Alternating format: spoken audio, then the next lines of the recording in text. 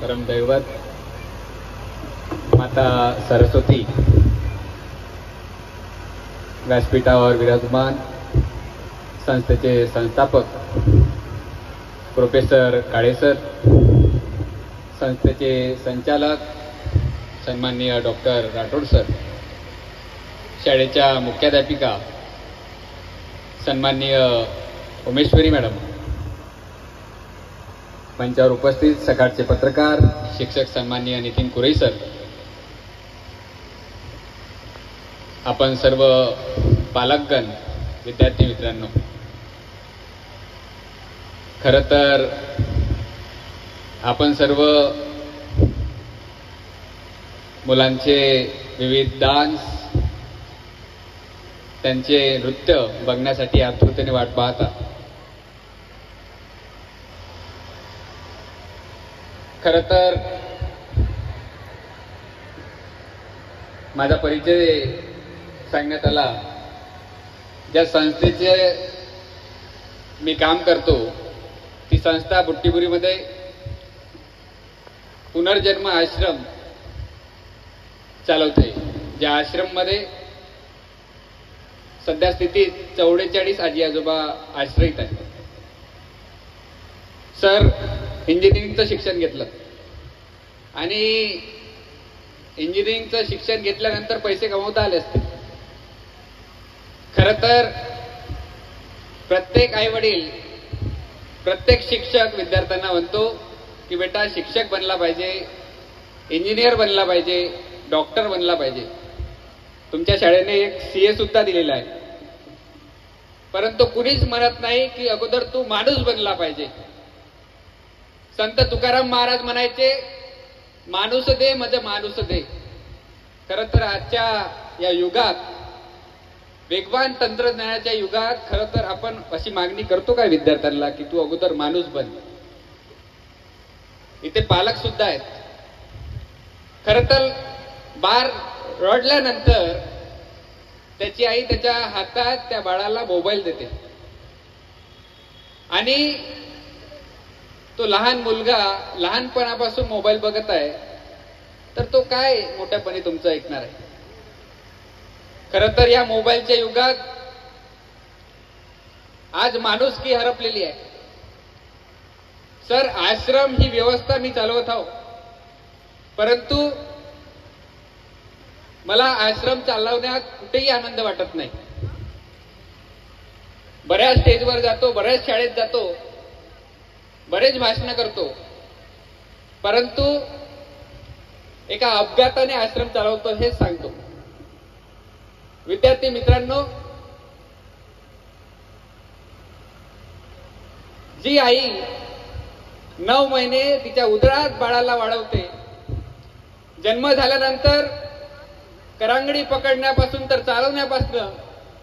चालवण्यापासून तर स्वतःच्या पायावर उभा करण्यापर्यंत ती बाळाला जपते. जे आईवडील स्वतःच कोणतीही काळजी न करता त्या मुलांना इंग्लिश मीडियम, CBSE मीडियमच्या शाळेत शिक्षण देते, आपला पाल्य, आपला मुलगा चांगला शिकला पाहिजे, तो विविध पदावर रुजू झाला पाहिजे, त्याने पैसे कमवले पाहिजे. खरंच आजकालचे मुलं शिकतात, त्यांना कुठेतरी इंग्लिश आता उच्चारलं की कुठेतरी इंग्लिश शिकायला मिळतंय, इंग्लिश बोलायला मिळतंय, इंग्लिश बोलता येते.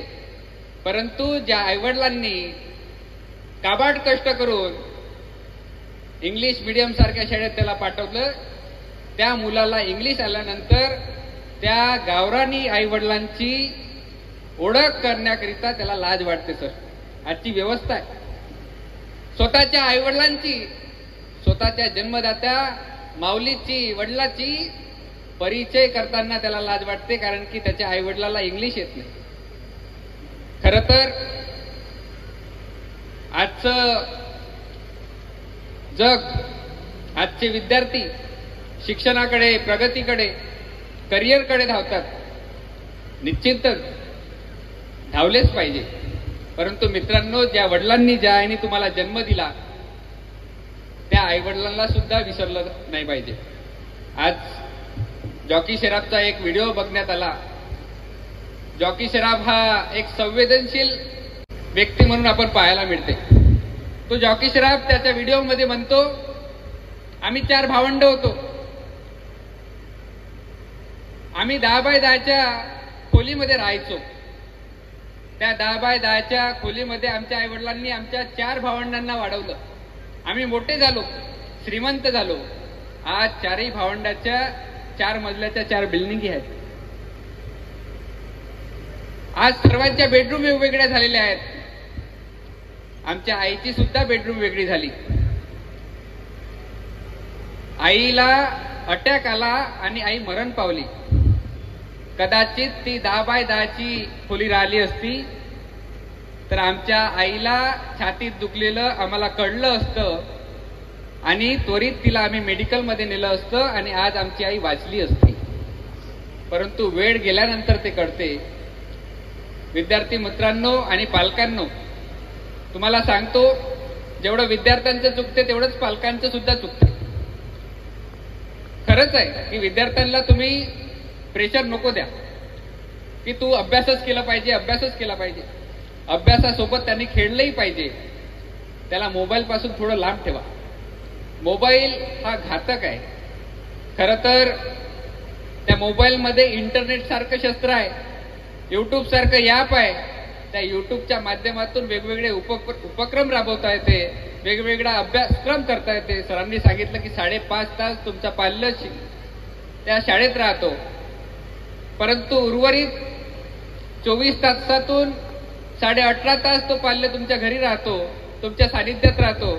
त्या 18.5 तासात त्याच्याकडून मग शिक्षणाच्या बद्दलचं एक रिव्हिजन असो आपल्याकडून झाली पाहिजे. खरं तर वेळ कमी आहे.